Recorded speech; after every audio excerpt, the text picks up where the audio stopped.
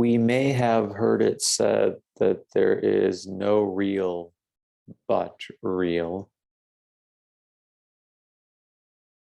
no God but God, that tat tvam asi, thou art that.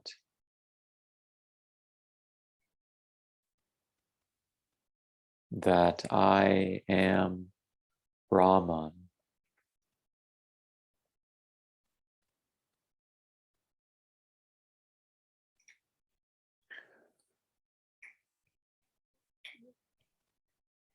Or we may have come across the following koan. What is Tao? Answer. Ordinary mind is Tao.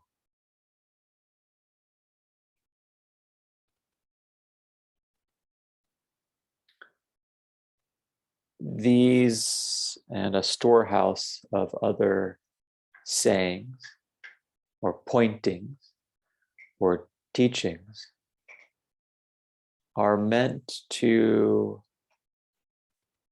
invoke gnosis or unitive knowledge or a flash of awakening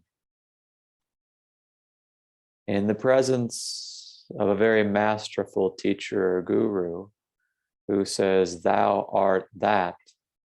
The especially ripe spiritual aspirant may realize the truth right then and there.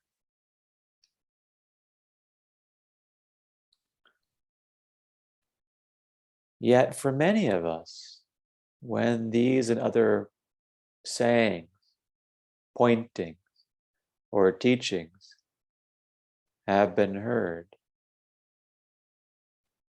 they can simply seem as if they are intellectually true, but not yet existentially potent and clear. That is just fine, but it shows us where we are at.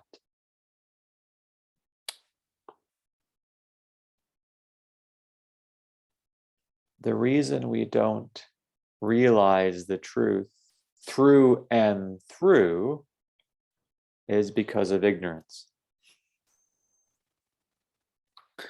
In Know Thyself, the Sufi mystic Balyani states,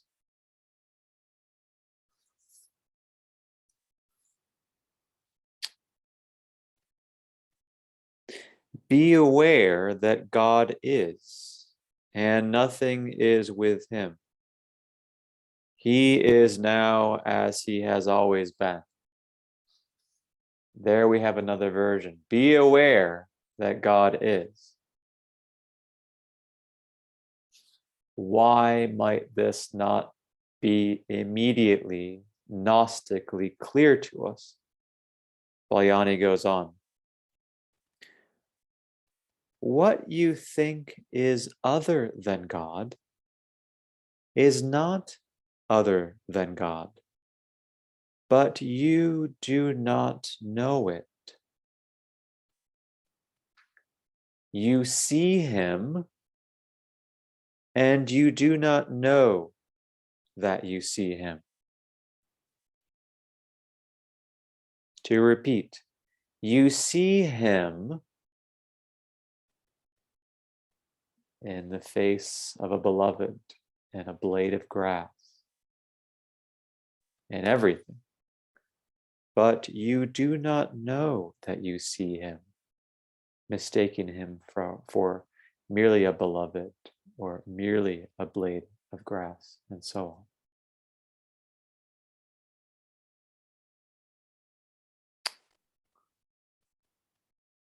Because of our ignorance, we need a teaching that is one level down from the most direct teaching. The most direct being you are Brahman, etc. Tonight then, during the last day of this session, I would like to talk about a beautiful teaching that is indeed one level down, and that teaching is remember the self.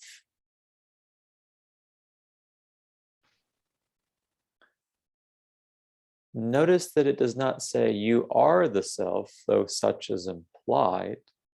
Rather, it states remember the self.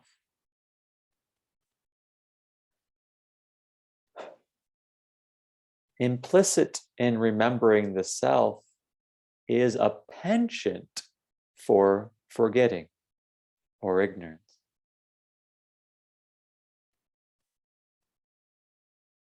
If you are established as the self, there is no need to remember yourself. You are yourself knowingly and completely.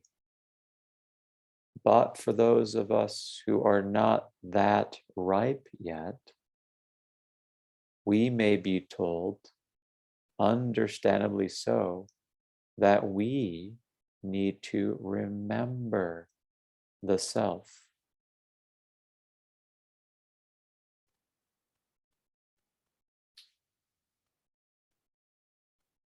Whenever we forget, the point is to remember.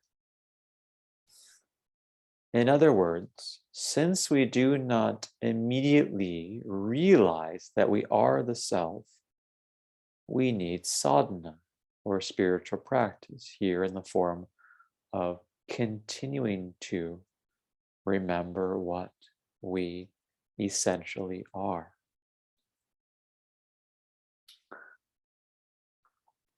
I would like to expound upon the meaning of remembering the self, and I'll do so in 5 connected ways. Firstly, as is said in the Vedanta literature, we all, insofar as we wish to be true spiritual aspirants, need a deep, potent longing for liberation to blossom forth within us. That deep longing may seem as if it must have been some kind of grand event, some kind of notable transfiguration, some cut between how things were before and the openness that we are now experiencing. That may have been the case, but for many of us, initiation, so to speak, or an existential opening was much less dramatic, was much quieter in nature. Needless to say, if you are truly listening to this Dharma talk, if your ears are open, then it stands to reason that the divine spark can already be felt, however dimly, within you. You have enough to begin. And that deep longing for liberation is already not only within, but also underway. Sure, it may initially feel as if it is no more than a dimly lit fire, no more than a bit of kindling that has caught. Perhaps the main logs have not yet gone all up in flames, but it's not necessary yet. To remember the self in this first way is simply to more fully honor that divine spark within us. Which brings me to the second way. Early on in the Vedantic literature, we also learn that there is a crucial distinction to be drawn between the unreal and the real. ultimately, to be sure, it is always only ever the capital R real. Yet, to allow the inquiry to get underway in true earnestness, we often have to set aside the apparently unreal, because it is the apparently unreal that we have taken to be quite real indeed, albeit mistakenly. Notably, we need to regard the world, the body, and the mind as all being unreal, as being nothing but appearances on the screen of reality. In this respect, given the predilections of modern culture, we will need to go against the grain. For in the modern world, the world itself is taken up as being a great object of interest among journalists reporting on the news of the day, as well as among academics who regard knowledge of the world as being of fundamental importance. Therefore, we have learned to extrovert, that is, to allow the mind to go outward and to ruminate on and revel in the world. This now must be put aside. To remember the self is to set aside the world and its dogged claims, or purportedly dogged claims, upon our attention.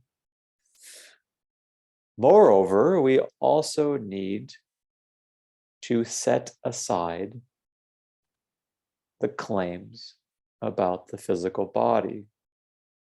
The idea the physical body is going to be beautiful, that it will always be fit, that it needs to be properly fed, that it needs to be well exercised, and so forth. That is, the massive wellness industry must also be set aside. Finally, the myriad claims ranging from the self-help literature to certain aspects of modern psychology lead us to believe that the finite mind is worth venerating, that some form of mental well-being is itself trump, is itself quite real, and therefore worthy of great attention.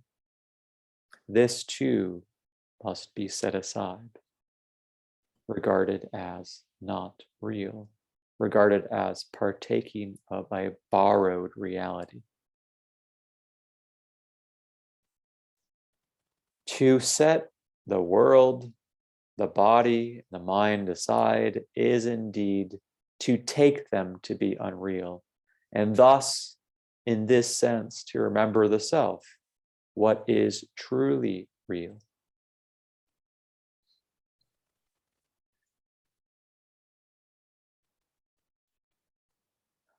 So the desire for liberation begins to take fruit in the distinction between the unreal and the real. And that brings us to the third way in which we can remember the self, and that is the way of detachment.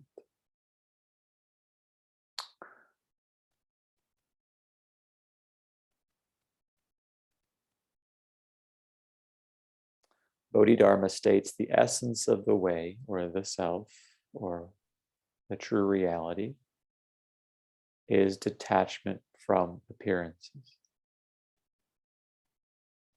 We need to cultivate this practice of detachment. We begin, to be sure, by regarding the world, the body, and the mind as unreal, but we need to go further, and in so doing, be non-attached to events occurring in these myriad forms. to be non-attached to worldly affairs, to be non-attached to the perturbations of the gross physical body, to be non-attached to thoughts and feelings. That is, the thoughts and feelings apart from which there is no finite mind at all. To be detached will take effort and commitment. This is why we repeat, remember the self, or have some such practice, because in that repetition, the understanding of the nature of the self begins, however faintly, to be grasped.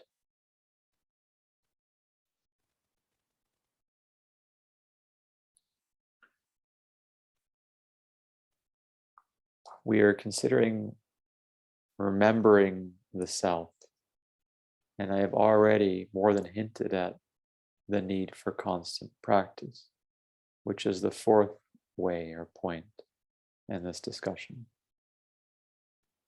Throughout the course of the session, I have emphasized quite strenuously the need for constant one-pointed meditation.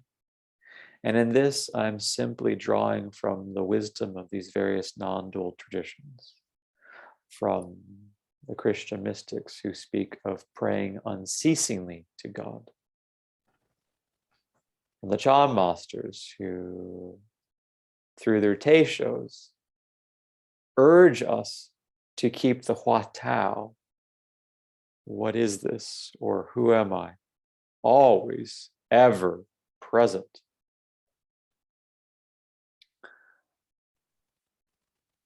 From the hadiths of Sufism, which underscore the need for repeating and repeating, there is no God but God, there is no God but God, and so forth.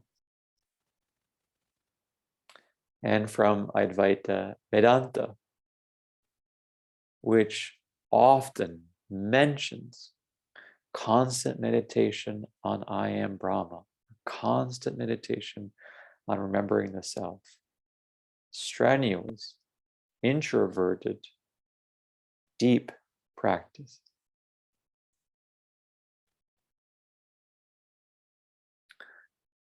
The need for constant practice, though, will not always be felt in every single aspect or domain of life early on. This is why we need to very slowly and strategically allow remembering the self to insinuate itself into more and more aspects of our daily lives. As we allow it to be that which is held forth during taking a shower, during walking, while washing the dishes, we will, after a time, find that it becomes easier for remembering the self to spread itself out slowly but surely into other aspects of our lives, to the point at which it can become quite pervasive.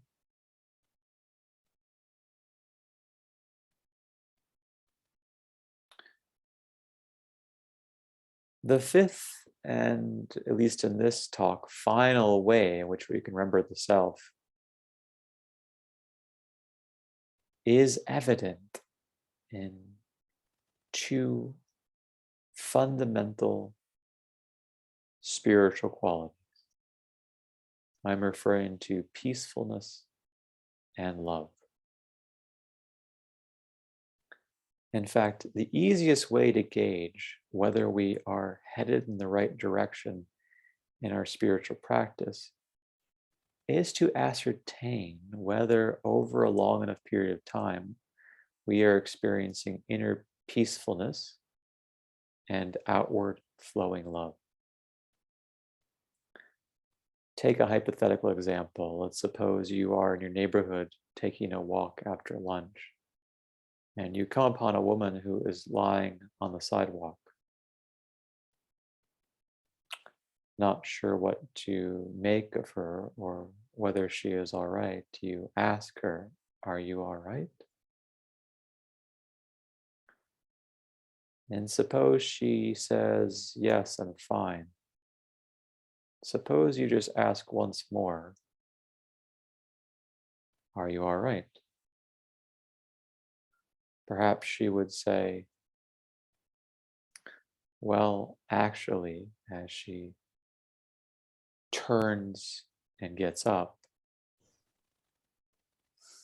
"I was just kicked out of my place and I'm waiting for a ride." You meanwhile see that she has no shoes on, that she looks disheveled, that a few objects are strewn about her,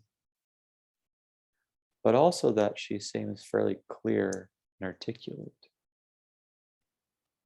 You go home and perhaps bring back a few supplies for her, such as water. She says, "You probably think that I'm crazy." And you say, "Oh, no, not at all." Perhaps she says, "God bless. God bless you." And you say, "God bless you."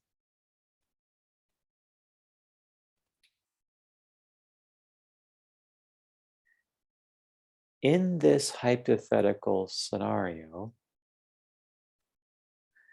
if you were to experience inner peace throughout, not turmoil, not tumult, as well as outward flowing compassion and love, then you would have very sure signs that you are remembering the self. After all, isn't this being just God hyphen in hyphen form?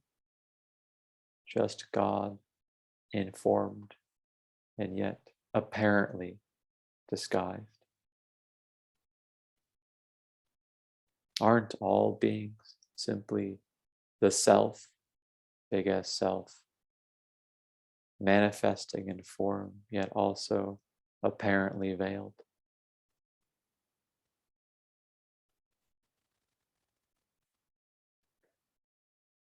You are remembering the self if it's the case that your ethical conduct accords with this understanding, albeit not yet a complete understanding.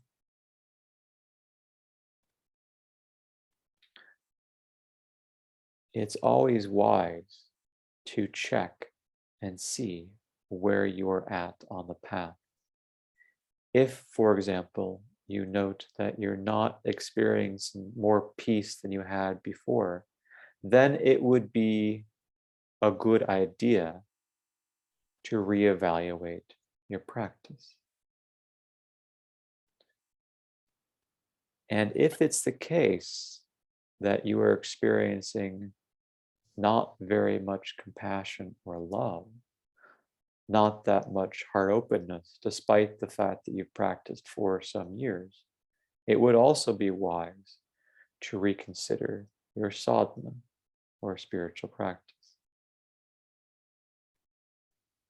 Furthermore, it's simply not enough for our sadhana to allow us to experience inner peace if it is not accompanied by outward flowing love. Nor is it enough if we simply experience a kind of empathic compassion, identifying with a victim who is like us as victims. If that compassion is not also accompanied by inner peacefulness, both revealed to us, both, namely peacefulness and love, reveal to us that we are starting to really get this remembrance of the self. we are starting to be more fully this remembrance, to be this more and more in action.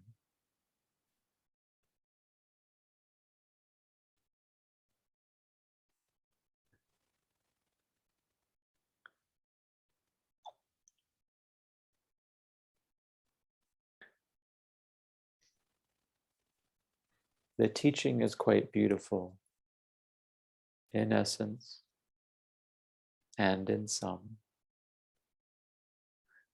Remembering the self is necessary and helpful until we are pellucidly clear that we are and have only ever been the self.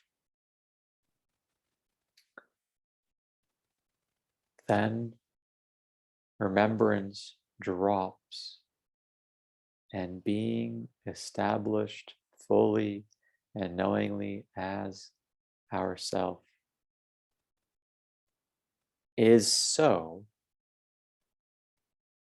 from here on out.